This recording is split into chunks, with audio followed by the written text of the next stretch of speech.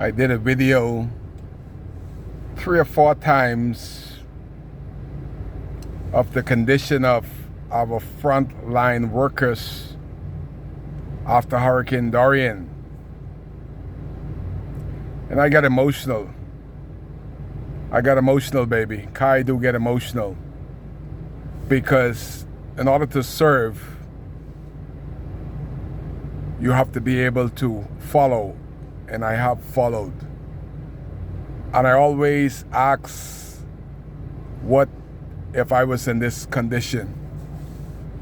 And I see so many Christian folks that say they are representing the Christ child, and they go with their own understanding. They never take for a second and ask, what would Jesus Christ do in this situation? Because I'm walking in his footstep, so I need to ask that question before I walk. That's why I asked the question of my Member of Parliament, Darren Henfield, James Albury, and indeed the Prime Minister. And I asked this question of them when I went and did the video of our custom officers. I got emotional, baby. I do. And I asked the question to the Prime Minister, Darren Henfield, and James Albury.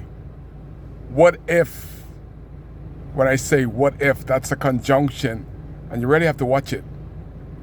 What if Darren Henfield, James Albury, or the Prime Minister's wives were in the situation that the custom officers on the dock in Marsh Harbor were in, and still is in, 18 months after Hurricane Dorian?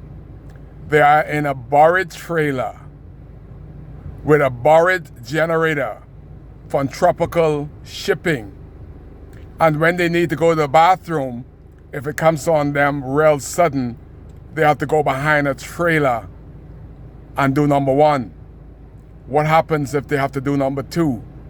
Almost 2 years in, there's no plan to rebuild or to get a decent trailer to put our females in.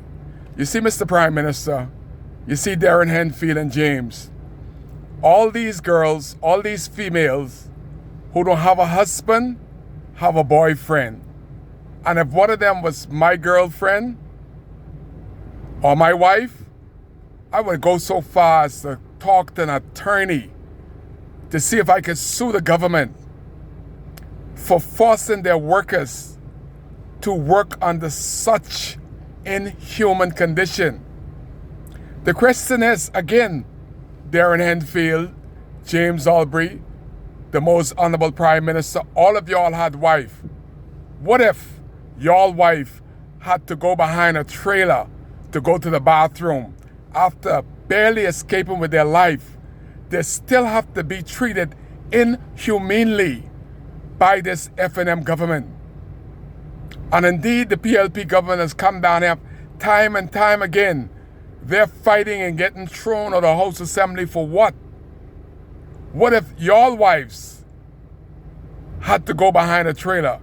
What if the leader of the opposition, Brave Davis' wife, had to be forced to work in such condition, and she had to leave from working and don't have a bathroom 18 months later? These are the frontline workers that have collected over $165 million in 2018. Now, 18 months after Hurricane Dorian, our women have to go behind a trailer to go to a bathroom. The government has not supplied one decent structure for the custom officer. Thank God for tropical shipping. Tropical shipping provide a trailer on the ground that roaches and rats and ants could crawl on the ground in the night and go into the trailers. And our female workers have to be thrown into that condition in the morning, killing cockroaches, ants, rats, the smell, the odor. many of them have gotten COVID-19 because the government is going against their own rules, saying that they should be 6, 10, 12 feet apart. But in the trailer, 18 months later, they are elbow to elbow. Inhumane. When is the suffering gonna stop? When is the government gonna say something and someone of priority for Abaco after storm? These women need to be given the Medal of Honor to what they come to every day after the hurricane. No bathroom, nowhere to wash their hands, nowhere to go in the toilet to do number one or number two, 18 months later. But they are still showing up to work. My question again, would Darren Henfield allow his wife to go into this condition 18 months? Is Darren Henfield have a bathroom in his office? Would the Prime Minister of the Commonwealth of the Bahamas allow his wife to go to work in such inhumane condition for 18 months? Would James Albury allow his wife to do likewise? 18 months later, y'all three-headed monsters. Y'all are running this country, Abaco, as if you are a jellyfish, brainless. It is unacceptable. It is hard for me to even come to do these videos sometime because I get emotional, baby. Because I feel for these people. They cannot speak. When I go there, they're afraid for their job because they don't want to say that they had Kai to do the videos. They are locking the door when they see me coming. They don't even know if I'm coming for business. Kai, we can't let you in there. I am trying to make it better for them when they're locking the door on me. But I am a humanitarian first. I want to be a statesman second. I never want to be a politician. See, a politician do like what Darren Henfield, James Albury, and the Prime Minister is doing. They're letting everything stay the same. A statesman is somebody like Admiral Mills that's speaking to the problem and hoping by me shaming y'all, y'all shall and will do something. But it's 18 months later, and our female custom officers still have to go behind a trailer. If they have to do number two, they have to go home. 18 months later, and nobody has addressed this ill. Not the leader of the opposition, definitely not the government party, because they have not a heart nor a soul for our frontline workers.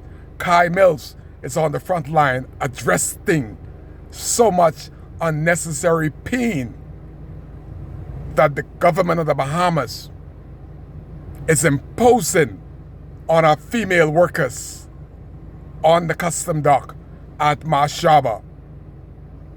18 months after devastating hurricane, still in a borrowed trailer with a borrowed generator. The government of the Commonwealth of the Bahamas have not given them any housing, have not given them the basic need. You imagine customs searching through all these items and cannot wash their hands because there's no way to wash in the trailer. They cannot even use the bathroom, more or less wash their hands. How could this be? How can this be? How long shall this be? Kai cares. That is why I want to be a statesman. Y'all can keep them as your MP. I want to bring something different.